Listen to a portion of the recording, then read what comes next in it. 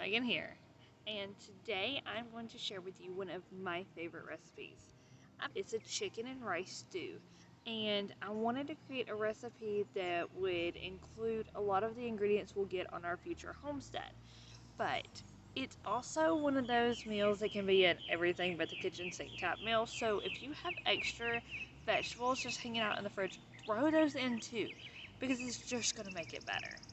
I love all the layers of flavor, and that's what you're going to get in this dish. Stay tuned to the end of the video though, because I have come up with a way to turn it into a casserole that just takes it to a whole nother level.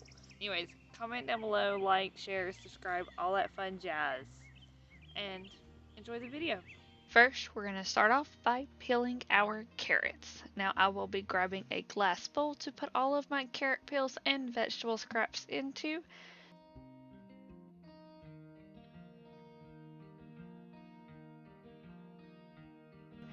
Then we will be getting our pot ready.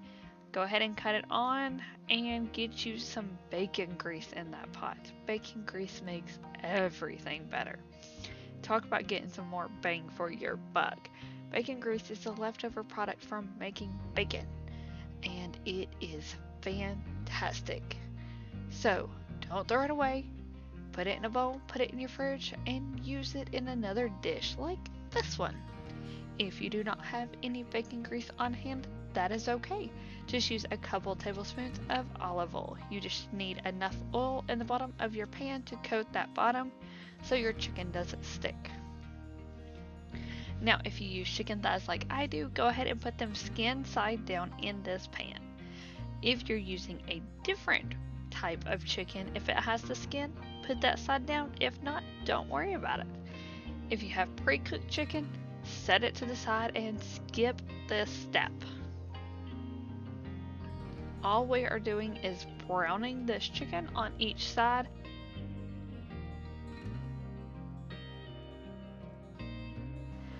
While we have our chicken starting to brown, we're going to keep working on our vegetables. Now, you may have just noticed that I am not the type of girl who cuts everything up ahead of time and has it sat there waiting for me in a nice neat line to throw in the pot when the time comes. Instead, I chop and cut and do everything as I go. Alright, throw those carrot ends and the ends of your celery on into that bowl if you are saving them for chicken stock. We are going to repeat that process with our onion and garlic. Throwing those peels on over into our bowl to save for our chicken stock.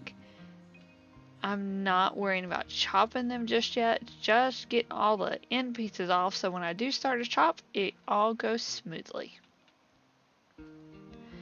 Now, are you an onion crier like I am? It's pretty bad here. You don't even see it, that's why the camera's not on my face, because I can guarantee you I have tears rolling down my cheeks right now.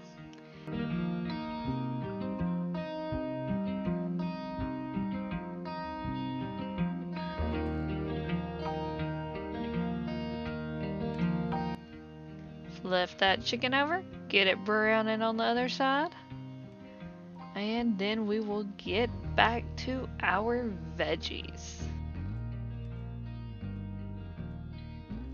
Alright, our chicken is flipped, it is browning, and we will begin chopping up all of our veggies.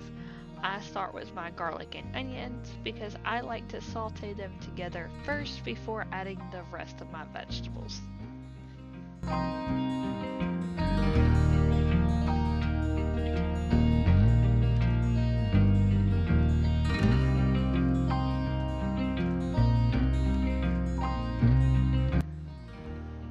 Alright, chicken is coming out of the pan. Now, if it is not all the way done, do not stress. The chicken will be added back later on. All we were doing in this step is browning the chicken skins and making another layer of flavor. Now, like I said, I like to saute my onions and garlic together first, so I'm adding them to the pot to start browning while I finish chopping my vegetables.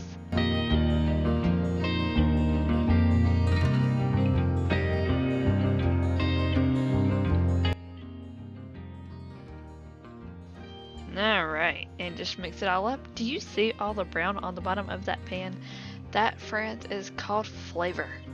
I suggest using a wooden spoon for this because you are going to be mixing it up and scraping little bits of that flavor right on off the bottom of your pan. Again, chopping vegetables. This time it is our lovely carrots. Go ahead and add those in and admire the beauty that is in that pot. Seriously, is there anything prettier than celery, carrots, and onions all mixed together? Look at it. And it smells amazing at this point.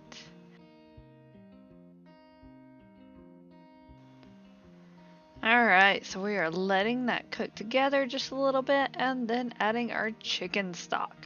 Now you can use homemade chicken stock or you can use chicken bouillon if that's what you have on hand.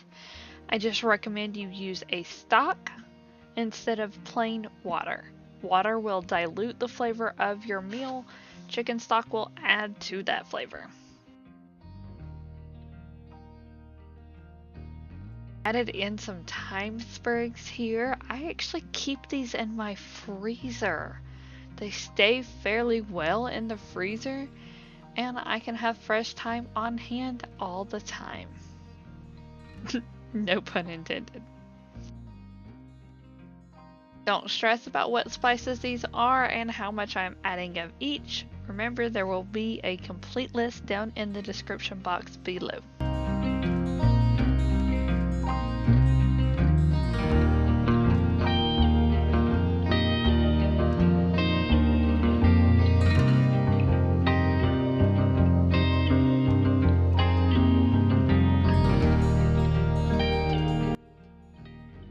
Give it a quick mix, and we will be letting all of those come together to join one big happy flavor family. Add our chicken back in. Remember, I said it would cook some more, and this is where. Go ahead and cover that baby up and let it simmer away. Now I am taking the chance here to go ahead and preheat my oven and add in some bread so that I can make some crusty bread as a side.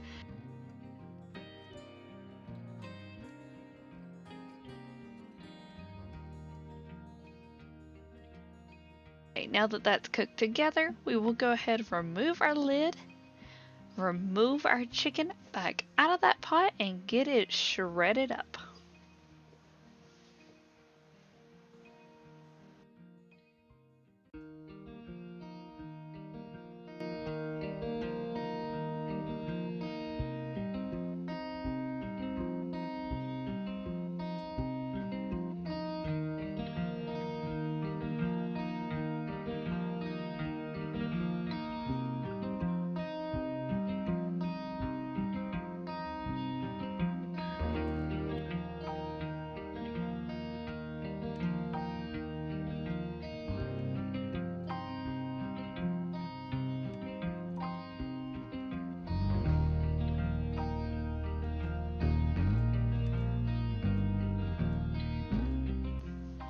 Alright, go ahead and add the rice to your pots.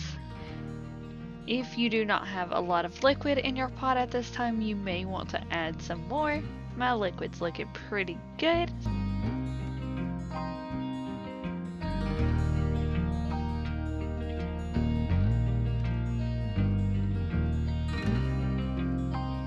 Now I am using 2 forks to go about this process because it is too hot for me to touch with my fingers. If you are someone who likes kitchen gadgets, I know they do sell like bear claw type things where you can shred up your chicken using those.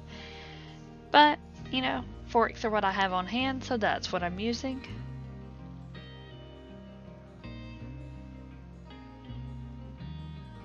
Now, if you are using some kind of pre-cooked chicken, if it's not shredded, this is where you would want to get that all shredded up. Remember, after you shred the chicken from your chicken thighs or anything that has bones on it, you want to save those bones, throw them over into your scrap bowl, and turn them into chicken stock later on. So I will go ahead and add in my chicken next.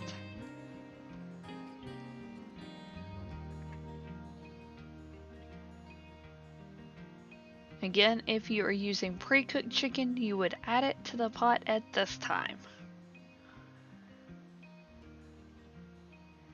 We're going to give that a good mixing and put the lid on it and let it simmer. Now that we've given time for our rice to cook, look at that. It is nice and thick. That rice has soaked up some of that broth, and this is why I call it a stew instead of a soup. If you would prefer more of a soup-like texture with more liquid, you can always add in more chicken broth at this point. But we like a nice, thick, hearty stew.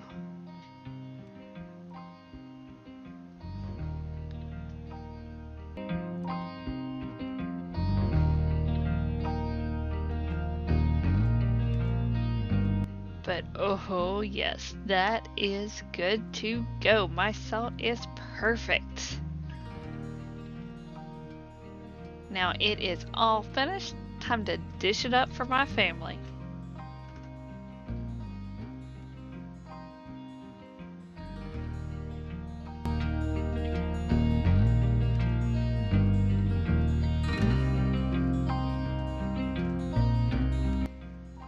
I am going to cut up all of my crusty bread here, and you can see as I am cutting into it, it has formed a nice thick crunchy layer on the outside. It is a perfect addition to this stew.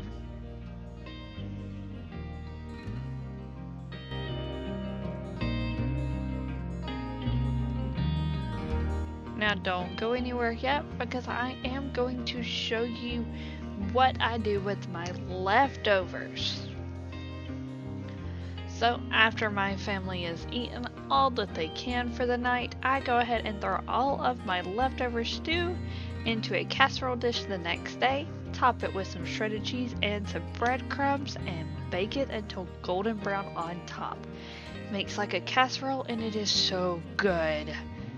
You should try it. Okay, friends. Now, before you judge me, I know those video skills were awful. I actually think this is the first video I ever filmed for this YouTube channel. I filmed it, and it's kind of been set on my phone for, I don't know, at least a month now, waiting for me to edit it and get all that stuff done, because I know the video is awful. It really is, but the recipe is so good. So, don't judge the recipe by my video skills. I'm learning, I'm a work in progress, and I will get there, I promise. Just make the recipe. Comment down below and let me know if you liked it or not. Give this video a thumbs up, and don't forget to subscribe too.